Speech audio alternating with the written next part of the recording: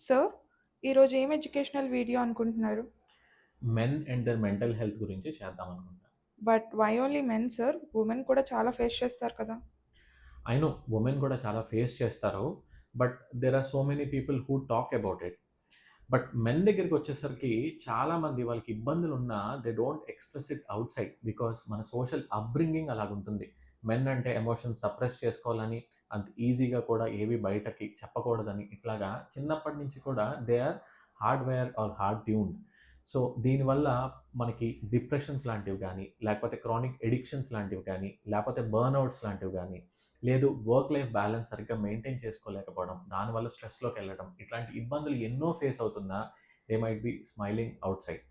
So, ఇట్లాంటి ఇబ్బందులు ఏమైనా ఉన్నప్పుడు kindly share with your near by person. ఎవరైతే మీ క్లోజ్ క్వార్టర్స్‌లో ఉంటారో వాళ్ళతో షేర్ చేసుకోండి. అవసరమైతే హెల్ప్ సీక్ చేయండి. అంతేగాని ఇదివరకట్లాగా లోపల పెట్టేసుకొని అంతా పెంటప్ చేసుకొని దానివల్ల ఈ డిప్రెషన్‌లోకి గానీ, otherwise any other mental health ఇష్యూస్‌లోకి గానీ వెళ్ళకుండా ఉండేలా చూసుకోవాలండి.